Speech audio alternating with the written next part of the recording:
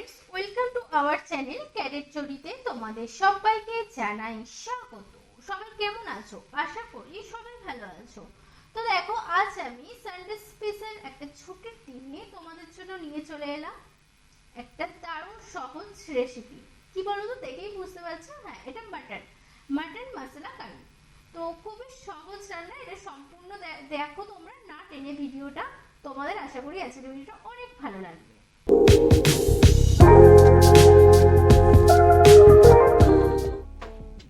তো চলো দেখে নেওয়া যাক মাটন মশলা কারির জন্য কিভাবে বানানো যায়। তো দেখো, এখানে আমি ফার্স্ট নিয়েছি 3টে বড় পেঁয়াজ, 3টে টমেটো আর 5-6টা নিয়েছি কাঁচা লঙ্কা। তোমরা যদি ঝালটা খুব বেশি পছন্দ করো আর একটু বেশি কাঁচা লঙ্কা নিয়ে নিতে পারো। তো দেখো, এখানে আমি পেঁয়াজগুলোকে কুচিয়ে নিয়েছি, এইভাবে ছোট ছোট করে নিয়েছি। টমেটোগুলোকে এইভাবে কুচিয়ে নিয়েছি। তো দেখো, এরপরে আমি মিক্সিতে নিয়ে নিলাম টমেটো। কেন বলো তো, টমেটোর আমি একটা মিনি পেস্ট বানাবো। তো দেখো, আমার মিনি পেস্ট বানানো হয়ে গেছে, দেখে নাও একটু। এরপরে আমি বানাবো একটা মশলা। তো তার জন্য দেখো, এখানে আমি 7-8টা নিয়েছি শুকনো লঙ্কা, গোটা শুকনো লঙ্কা নিয়েছি। এরপর আমি নিয়ে নিয়েছি দেখো বেশ অনেকগুলো রসুন। এখানে রসুনটা একটু বেশি দিতে হবে আদার তুলনায়। দেখো, আমি এখানে আদাও নিয়েছি, কিন্তু রসুনটা নিয়েছি বেশি।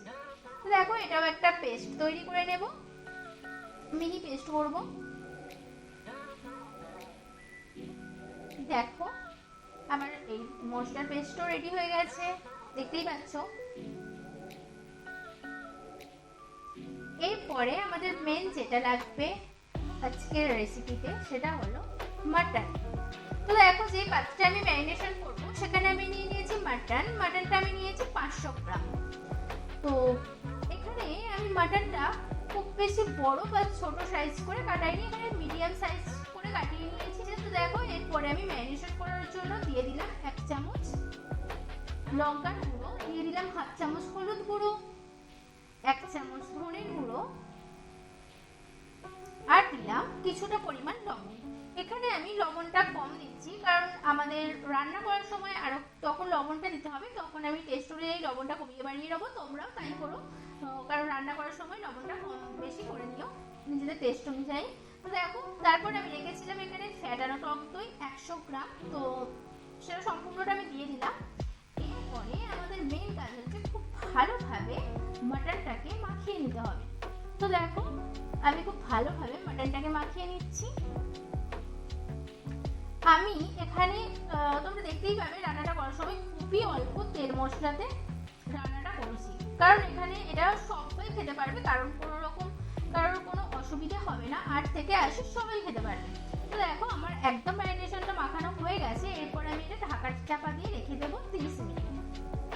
তোমরা চাইলে বেশি টাইম ধরে ওটা রাখতে পারো, কোনো অসুবিধা নেই। আমি এখানে 30 মিনিটে রেখেছিলাম।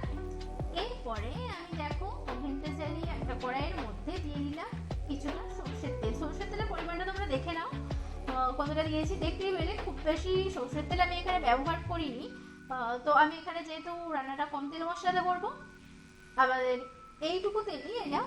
তোমরা এখানে চাইলে সাদা তেলও ব্যবহার করতে পারো, কারণ সরষের তেলে আমার মনে হয়েছে মাটনটা একটা আলাদা রকমই টেস্ট আর আলাদা রকম ফ্লেভার আসবে। তো আমি এখানে সরষের তেলই নিয়েছি, সরষের তেলেই রান্না করেছি। তোমরা চাইলে সাদা তেলও করতে পারো। তো দেখো, এখানে আমি আলু লাল লাল করে ভেজে নিচ্ছি। এখানে আমি 1.5 খানা মতন আলু দিয়েছিলাম। এই রান্নাটাতে আলু না দিলেও চলে, বাট আমি এখানে একটু আলুটা দিয়েছিলাম। তো দেখো, আলুটা দেখতেই পেলে লাল লাল করে ভেজে তুলে নিলাম। আর এই তেলের মধ্যেই আমি দিয়ে দিচ্ছি গোটা কিছু মশলা। শুকনো লঙ্কা দিয়েছি এখানে এলাচ, লবঙ্গ, গোলমরিচ, জিরে, সমস্ত কিছু একসাথে দিয়েছি, আর দিয়েছি দারচিনি স্টিক। তো দেখো, সমস্ত কিছু একটু ভাজা ভাজা হয়ে গেলে এখানে আমি দিয়ে দিচ্ছি কুচিয়ে রাখা পেঁয়াজ। তো দেখো, কুচিয়ে রাখা পেঁয়াজগুলো আমি দিয়ে দিলাম। এই পেঁয়াজটা না এখানে আমি খুব লাল লাল করে কিন্তু ভাজবো না, মোটামুটি একটা কালার চলে এলে, যেহেতু আমি এখানে কড়াইতে রান্নাটা করব, আমার এখানে এটা ভাজতে ভাজতে এটা মোটামুটি গলে যাবে। তো দেখো, এখানে একটুখানি লবণ দিয়ে দিলাম, তো যাতে পেঁয়াজটা খুব ভালোভাবে গলে যায়। আর বেশি লাল লাল করে ভাজার দরকার পড়বে না, কারণ এমনিতেই এটা হয়ে যাবে রান্না। আর হ্যাঁ শোনো, আমার চ্যানেলে যারা নতুন আসছো, তোমাদের যদি এই সহজ রান্না ভালো লেগে থাকে, চ্যানেলটা লাইক করে দিও, কমেন্ট করে জানিও তোমাদের কেমন লাগলো। আর সাবস্ক্রাইব করে দিও, পাশে থাকা বেল আইকন অবশ্যই প্রেস করে দিও, কারণ আমরা কোনো ভিডিও দিলে তার আপডেট সবার আগে তুমি পেয়ে যাবে। তো দেখো তারপরে আমি এখানে পেঁয়াজটা দেখতেই পেলে খুব বেশি লাল করে কিন্তু ভাজি, মোটামুটি একটা কালার এসে গেছে। তো তারপরেই আমি দিয়ে দিলাম মশলা, যে মশলার পেস্ট করে রেখেছিলাম সেই মশলাটা আমি এর মধ্যে অ্যাড করে এবার আমি এটাকে খুব ভালোভাবে কষিয়ে নেব। দেখো আমার এটা খুব ভালোভাবে কষানো হয়ে গেছে। এরপরে আমি অ্যাড করে দেবো মাটন। তো দেখো এখানে মাটনগুলো দিয়ে দিচ্ছি। দেখো মাটনগুলো আমি দিয়ে এটা এবার খুব ভালোভাবে কষিয়ে নেব। আমি কিন্তু এক্সট্রা করে আর কোনো রকম মশলা ব্যবহার করিনি। দেখতেই পাচ্ছ দেখো কতটা সুন্দর লাগছে। তো এরপরে আমাদের কাজ হচ্ছে এটাকে খুব ভালোভাবে কষিয়ে নিতে হবে। তো দেখো আমি এখানে খুব ভালোভাবে কষিয়ে নিচ্ছি। আর যত ভালোভাবে মাটন বা চিকেন যে কোনো জিনিস যত ভালোভাবে কষাবে রান্নার কিন্তু টেস্ট দ্বিগুণ হয়ে যাবে।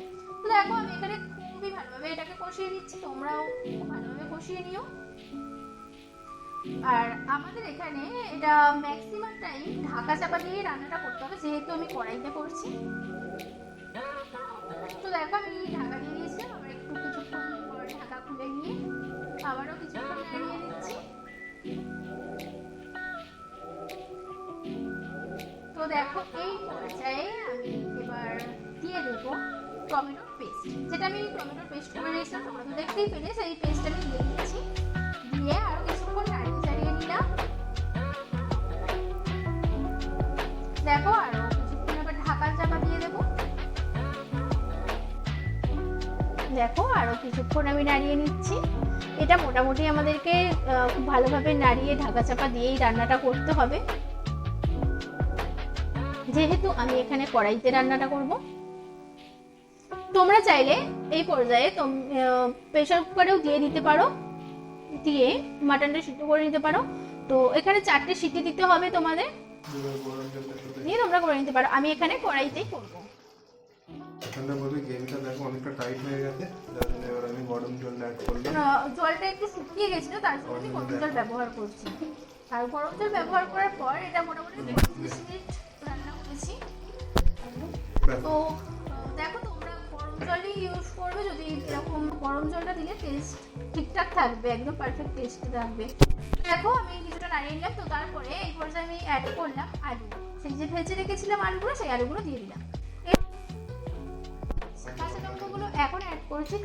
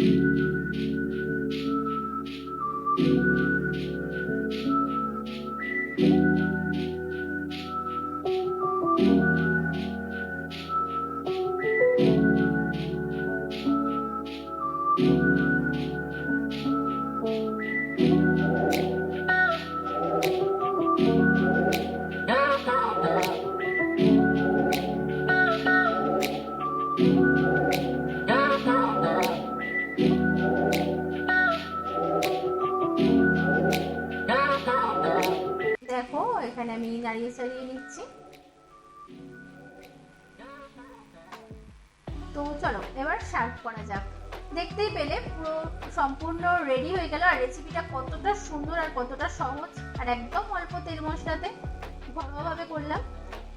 তো দেখো আমি এখানে সার্ভ করার জন্য নিয়ে নিয়েছি। তোমরা একটু ভালোভাবে বুঝতেই পারবে দেখলে, একদম গরম গরম ধোয়া ওঠা মাটন, আর তার সাথে আছে গরম ভাত। তো দেখো মাটনটা থেকে ধোয়া উঠছে, জাস্ট করছি, আর গরম গরম খেলে তো জাস্ট ওয়াও লাগবে। তো দেখো নিয়ে নিয়েছি মাটনটা একটা বাটিতে। দেখো গ্রেভিটা জাস্ট কতটা সুন্দর লাগছে। আর এটা সম্পূর্ণভাবে কুক হয়ে গেছিল আর খুবই নরম, খুবই সুন্দর হয়েছিল। তোমরা এটা না খেলে বুঝতে পারবে না, তো বাড়িতে একদিন বানিয়ে অবশ্যই খেও সবাই মিলে, খুবই ভালো লাগবে। মাটনের পিসগুলো দেখো কতটা সুন্দর লাগছে। আর একটা দিয়ে দিলাম আলু, যেহেতু আমরা বাঙালি আমি এখানে একটা আলু নিয়েই নিলাম। দেখতেই পাচ্ছ আবার থালি একদম রেডি হয়ে গেছে। তো আজকের ভিডিওটা তোমাদের কেমন লাগলো জানিও। ততক্ষণের জন্য তোমরা সবাই ভালো থেকো, সুস্থ থেকো, সাবধানে থেকো।